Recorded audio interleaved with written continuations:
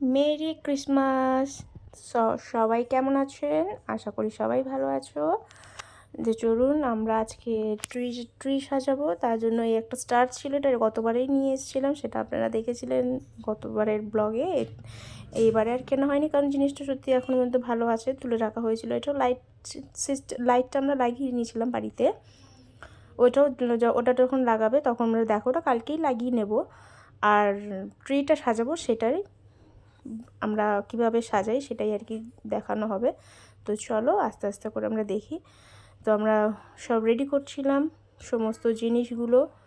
এই যে তার আগে বাইরে লাইট ফাইটগুলো লাগানো হচ্ছিল, ট্রিগুলো সব উপরে ছিল, সব নামানো হলো আস্তে আস্তে করে।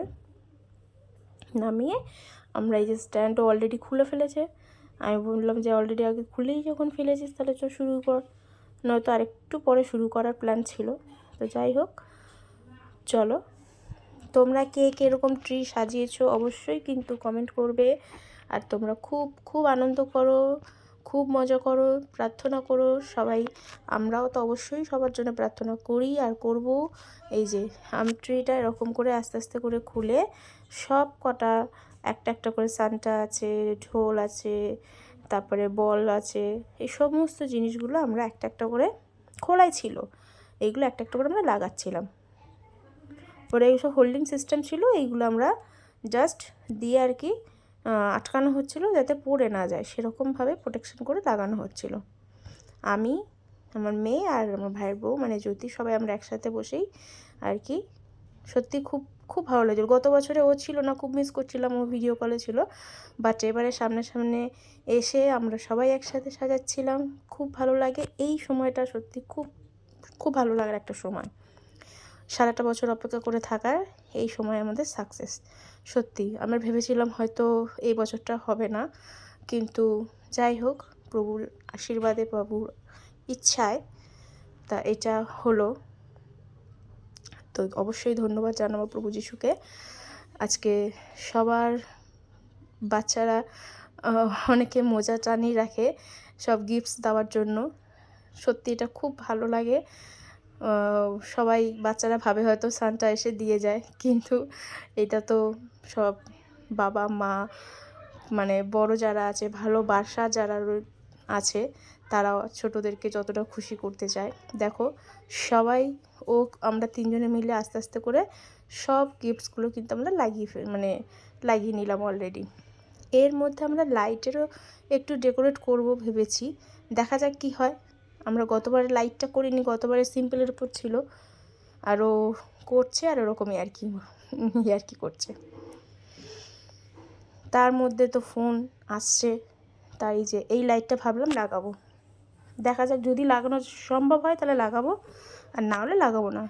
তো হাল তো ছাড়া যাবে না, এইটা খুলে ফেলেছে, আবার এটা লাগানো হলো।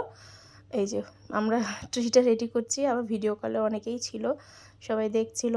খুব ভালো লাগে এই সময়টাতে, সবাইকে যদি একসাথে পাই সত্যি খুব ভালো লাগে। সবাই সেই সময়টা তো হয়ে ওঠে না, সবাই যে যার কাজের মতো না, সবাই বাইরে থেকেই অ্যাটেন্ড করা হয় ভিডিও কলের মাধ্যমে।